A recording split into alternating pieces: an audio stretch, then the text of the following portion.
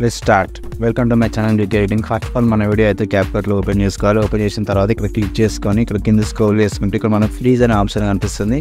దాని మీద క్లిక్ చేసి మనం ఫ్రీజ్ చేసుకోవాలి.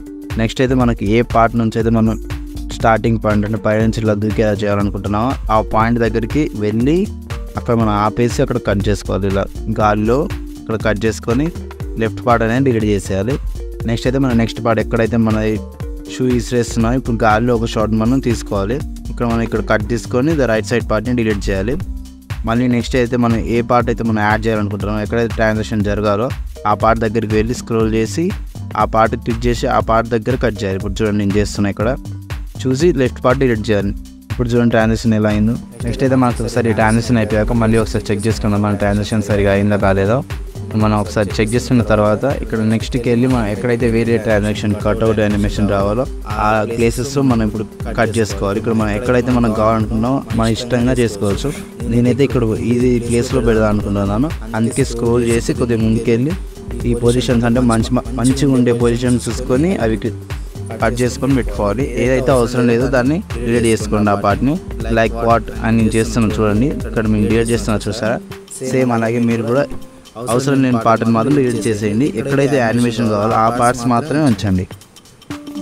ఇక్కడ ఇక చూడండి ఇంకో పార్ట్ ఉంది. ఇంకా ఒక మినిమం మన బీట్ ప్రకారం చేసుకోవాలి. ఇప్పుడు నా బీట్లో ఒక 4 to 5 యానిమేషన్స్ ఉన్నాయి. నెక్స్ట్ మీరు ఏదైనా వేరే వీడియో చేసినా ఏదైనా వెరైటీగా చేయాలనుకున్నా కానీ యానిమేషన్ బట్టి ఎన్ని క్లిప్స్ ఉన్నాయో అన్ని క్లిప్స్ చేసుకోవాలి మీరు సౌండ్ బట్టి. ఇప్పుడు ఒకసారి చేసేసాక మనం ఇక్కడ ముందుకు వచ్చేసి మన ఎక్కడైతే మన యానిమేషన్ పైన కిందకి రానుకున్నాం దాన్ని స్క్రీన్ షాట్ తీసుకోవాలి.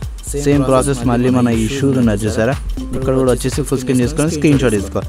సేమ్ ప్రాసెస్ మనం అన్నిటికీ రిపీట్ చేయాలి. ఎక్కడెక్కడైతే మనం కట్అవుట్ యానిమేషన్ చేయాలనుకుంటున్నాం ఎఫెక్ట్ రావాలనుకుంటున్నాం వాటి అన్నింటినీ స్క్రీన్ షాట్ తీసుకోవాలి.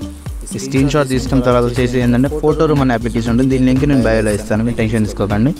నేను ఒకసారి ఓపెన్ చేసిన తర్వాత ఇక్కడ ఫోటో సెలెక్ట్ చేసుకోవాలి.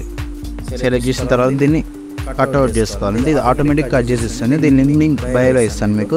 ఇక్కడ ట్రాన్స్పరెంట్ అనే ఆప్షన్ ఉంటుంది. ఇక్కడ ఎక్స్పోర్ట్ చేసుకోవచ్చు. ఇందులో లోగో వాటర్ మార్క్ ఏది రాదు. ఇది ఫ్రీ అప్లికేషన్, టెన్షన్ తీసుకోకండి. ప్లే స్టోర్లో కూడా అవైలబుల్గా ఉంది. నెక్స్ట్ అయితే మన వీడియో దగ్గరికి వచ్చేసి మన ఓవర్లోకి వెళ్ళి మన ఫోటో సెలెక్ట్ చేసుకుంటాం. ఏదైతే మనం కట్అవుట్ చేసుకున్నామో ఆ ఫోటోని సెలెక్ట్ చేసుకోవాలి. ఇక్కడికి వచ్చి ఇప్పుడు చేసుకున్న తర్వాత మనం ఇక్కడ మన ఏదైతే ఎండ్ పాయింట్ ఉందో సరే ఇక్కడ మనం కరెక్ట్గా అదే సైజులో ఫస్ట్ అయితే మనం రీసైజ్ చేసుకోవాలి. అదే సైజులో ఉండేటట్టు చూసుకోవాలి. తర్వాత మన లెఫ్ట్ పార్ట్ ఉంది చూసారా రైట్ పార్ట్ దాన్ని కరెక్ట్ ఇక్కడ తీసుకొచ్చి ఆపాలి. మళ్ళీ యానిమేషన్లో ఇక్కడ పార్ట్ పెట్టుకొని ఫస్ట్ పార్ట్ పెట్టి నెక్స్ట్ పార్ట్ పైకి అనేసేయాలి. ఇలా మీకు యానిమేషన్ ఇలా వస్తుంది. నెక్స్ట్ అయితే మనం ఈ ఫోటో చేయాలి. ఇప్పుడు ఇక్కడ కూడా సేమ్ ప్రాసెస్ ఓవర్లేలోకి వెళ్ళాలి. మన ఫోటో ఇంకా రాలేదు, లోడింగ్ ప్రాబ్లం అనుకుంటా. మళ్ళీ వెళ్దాం. ఓకే వచ్చింది.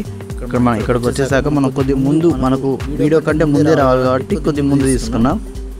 దీన్ని కట్అవుట్ చేసుకొని ఆ వీడియో ఎండ్ వరకే ఉంచుకోవాలి. దీన్ని ఏదైతే ఆ పాయింట్ యాడ్ అవ్వగానే అక్కడ కట్ అయిపోవాలన్నమాట.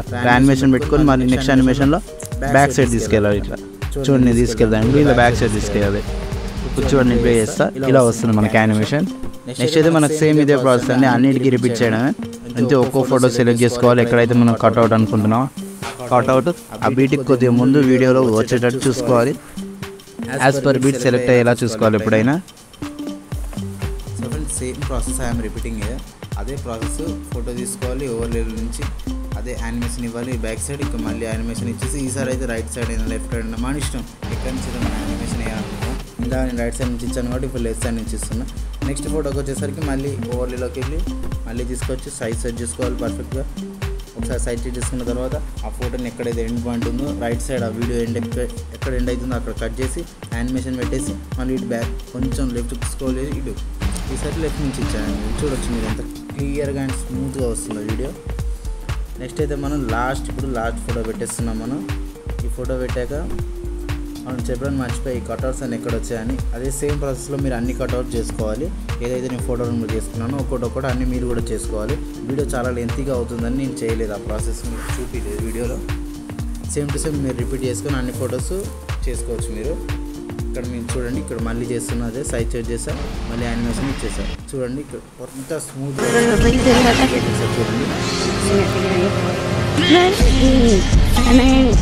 చూడండి.